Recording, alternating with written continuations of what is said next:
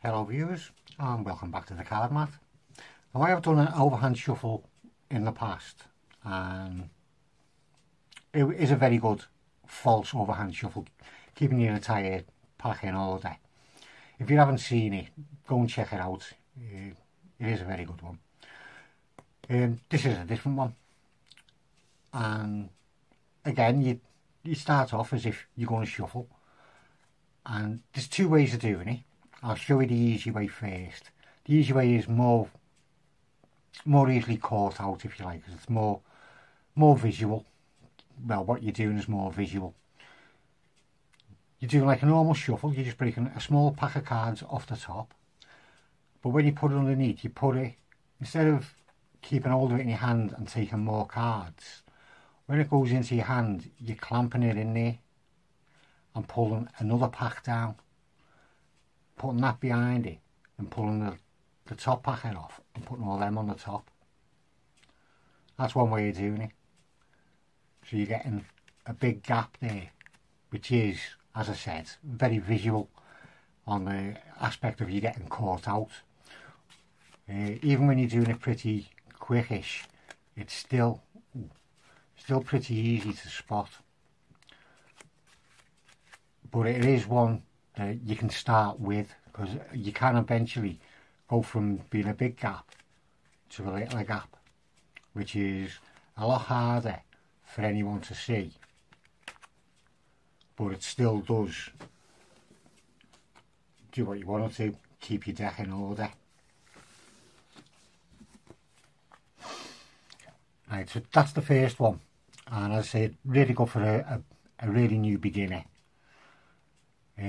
Or you could try this one, and this one is a lot harder for somebody to actually spot, because when you take the pack off, instead of putting it in so that there's a gap, you'd actually run it up smooth against the card so there's no gap, but you're just dropping it short of the index on, well, what was the bottom card, so you're causing a little step, and because you've got your fingers coming down the side, they can't see the little step because it's covered behind your fingers that way.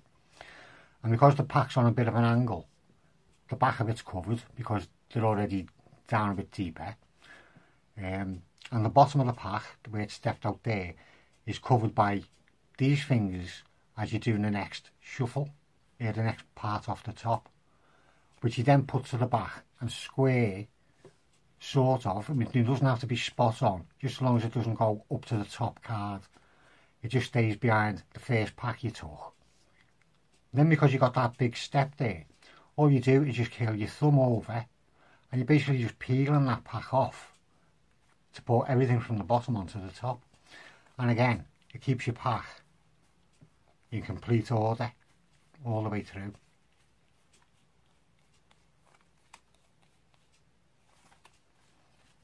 I'll show you it again. I'll try and show you from this angle so you can see a bit better. You're peeling a small pack off the top, and as you're putting it in, it'll just naturally stop. You'll feel it on your thumb. As you can see, that's in on an angle, and usually they will go in on an angle a bit higher up this side, because they'll just go past your thumb, but it'll seem to stop when it hits the underside of this finger because of the way your hand's lying on the cards. You feel it just hit into that finger, and when it does that, you stop and you peel the next pile down, leaving that pack where it is, and again that'll jab straight in and you can peel the top one off and put it on. And because it's going flush with the pack, there's nothing for anyone to see. The only thing they could ever see would be a bit from the bottom once this hand comes down, but it's only for a split second, so I wouldn't really be too bothered about that one. But again, apart from the ace of clubs really, which just went for a baiting, it does leave your pack still in the exact same order, and it is a lot more convincing than the first one, but I don't think it's as convincing as the last tutorial I've done on them.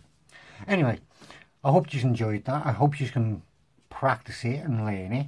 Very deceptive overhand false shuffle, complete deck false shuffle. Very useful to know for certain tricks. Very useful to know, even if you're not doing a trick, I suppose. Go and have fun with it. Practice it, practice it, practice it. Have fun with it. And I'll see you soon.